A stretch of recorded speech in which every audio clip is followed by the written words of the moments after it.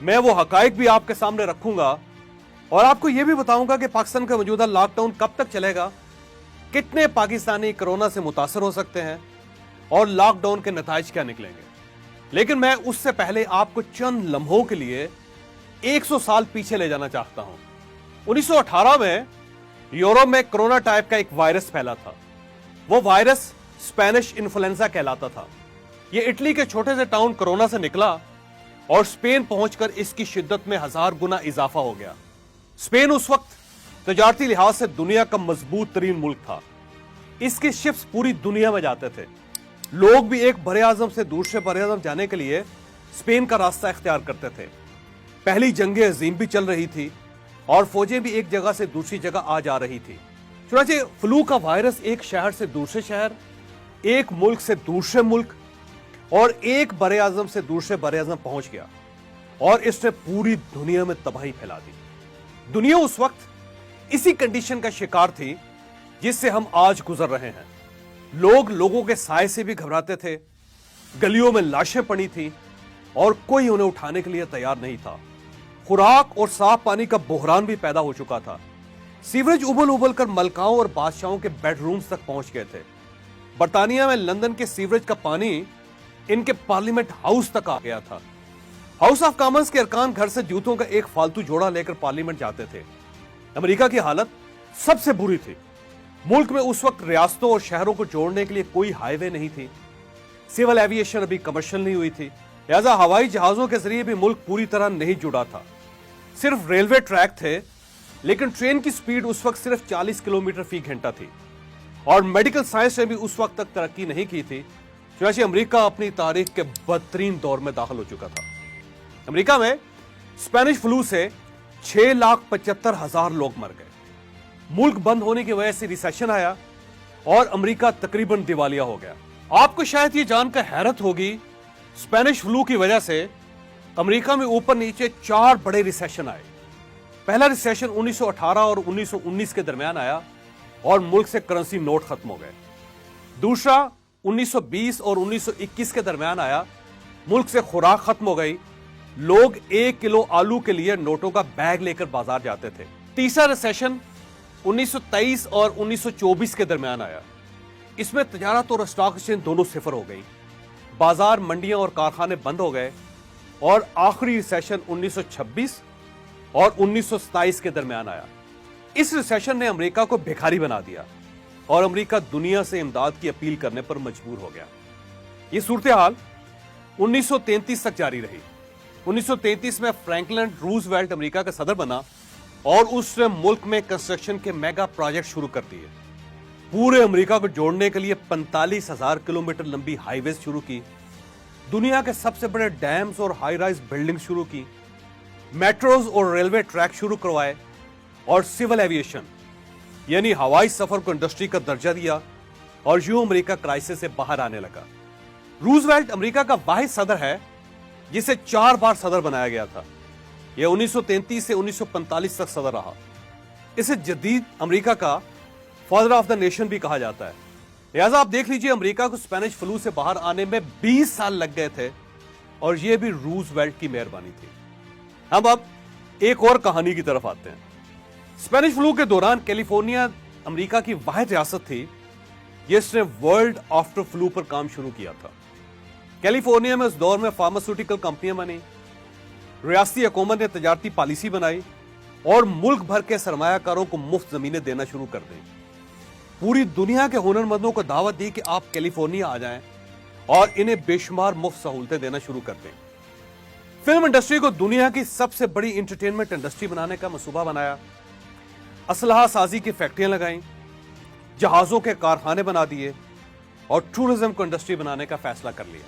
California 1920 سے 1930 تک 10 سال یہ کام کرتی رہی اور آپ یہ جان کر حیران رہ جائیں گے، یوں ہی امریکہ ریسیشن سے نکلا، اسپینش فلو ختم ہوا، کیلیفورنیا دنیا کی سب سے بڑی اکانومی بن کر ابھرنے لگی۔ یہ اس وقت بھی دنیا کی 5ویں بڑی اکانومی ہے، یعنی امریکہ کی اکیلی ایک ریاست ریونیو میں دنیا میں 5ویں نمبر پر ہے۔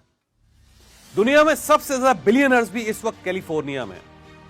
کیلیفورنیا میں 162 बिलियनर्स हैं। दुनिया में इस वक्त 100 बड़ी कंपनियां रूल कर रही हैं। ये सब कैलिफोर्निया से ताल्लुक रखती हैं। आप वॉल्ट डिज्नी से लेकर Google, Microsoft, Apple, chevron, gap और मैकडॉनल्ड तक किसी बड़ी कंपनी पर उंगली रख लें, ये कैलिफोर्निया के निकलेगी और इसकी बेस स्पेनिश फ्लू में होगी।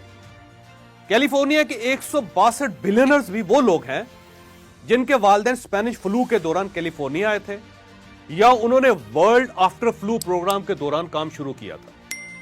लिहाजा मैं आज आपसे यह कहना चाहता हूं कि कोरोना बेशक खौफनाक है, यह पाकिस्तान समेत पूरी दुनिया की इकोनॉमी तबाह कर देगा, लेकिन याद रखें यह इसके बावजूद इंसानी तारीख की सबसे बड़ी अपॉर्चुनिटी भी है। आपने अगर इसे ग्रैब कर लिया तो आप और आपकी नस्लें संवर जाएंगी, और अगर आपने यह मौका भी गंवा दिया तो कम से कम आपकी 5 नस्लें आपको बद्दुआएं देंगी। लिहाजा आप हमारी फ्यूचर की वीडियोस देखते रहिएगा। हम आपको कोरोना से जन्म लेने वाली अपॉर्चुनिटीज बताते रहेंगे। आप अगर किसी एक के साथ भी जुड़ गए तो आप कमाल कर देंगे।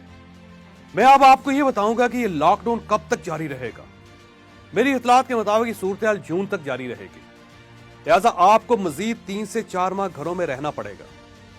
मेरा मशवरा है आप इसकी तैयारी कर लें, और इसके बाद यह भी याद रखें दुनिया 2020 में मुकम्मल तौर पर नहीं खुल सकेगी।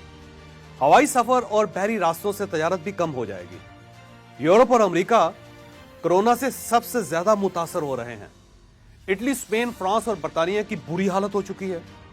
अब जर्मनी की बारी है, यह भी क्रैश कर जाएगा। अमेरिका में 26 लाख हलाकतों का अंदेशा है। जी हां, 26 लाख। हुकूमत ने 1 लाख कफन तैयार कर लिए हैं। सदर ट्रंप का कहना है कि हमने अगर 1 लाख लाशों के बाद भी कोरोना रोक लिया तो यह बहुत बड़ा मोइजा होगा। हमें सरहद चाइना बचता हुआ नजर आ रहा है, लेकिन यह एक प्रोडक्शन हाउस है। लिहाजा सवाल यह है कि दुनिया में अगर गाहक ही नहीं होंगे तो आप अपनी प्रोडक्ट्स बेचेंगे कहां। लिहाजा चीन भी माशी बहरान के इस गड्ढे में जरूर गिरेगा। लिहाजा आप जहनी तौर पर तैयार हो जाएं, पूरी दुनिया में रिसेशन आएगा और मोची से लेकर जहाज बनाने वाले सब इसका शिकार होंगे। पाकिस्तान में भी यह वबा बुरी तरह फैल रही है। आने वाले दिनों में इसमें 1000 गुना इजाफा हो सकता है और पाकिस्तान सबसे ज्यादा मुतासर होने वाले मुल्कों की फहरिस्त में भी शामिल हो सकता है। शायद हम में से 10 लाख लोग खुदा न खास्ता इसका शिकार हो जाए। मुल्क का हर वो दूसरा शख्स जिसकी उम्र 60 साल से जायद है और वो दिल, ब्लड प्रेशर, फेफड़ों और शुगर की बीमारी का शिकार है, ये याद रखें वो इसका निशाना बन सकता है। लिहाजा आप जहनी तौर पर इसके लिए भी तैयार रहें। हम अब नताइज की तरफ आते हैं। कोरोना के 10 नताइज निकल सकते हैं। नंबर 1, ये सूरत हाल ईद के बाद यानी जून के आखिर तक जारी रह सकती है। नंबर 2, शायद हमारी आधी आबादी इसका शिकार हो जाए और लाखों की तादाद में बुजुर्ग इसका निशाना बन जाए। नंबर 3, कारोबार में शदीद मंदी आएगी। पाकिस्तान के 1 करोड़ 80 लाख लोग बेरोजगार होंगे। लिहाजा हम सब के लाइफस्टाइल को धचका लगेगा। नंबर 4, हमें शायद 4-5 साल तक इंतहाई कम मुआवजे पर काम करना पड़े। आप इसके लिए भी तैयार रहें।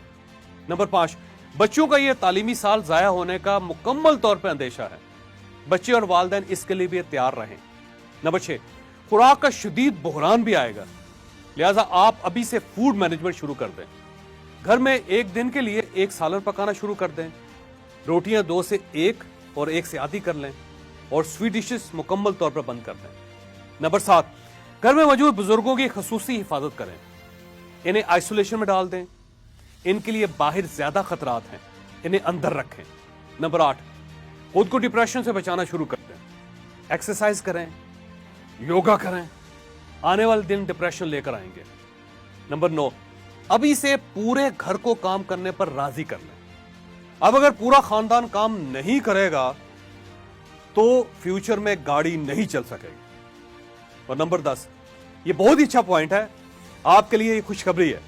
आपने अगर ये 3 माह अच्छी प्लानिंग कर ली, फ्यूचर की कोई स्किल सीख ली या बिजनेस का कोई नया प्लान बना लिया, तो फिर आप कैलिफोर्निया साबित होंगे।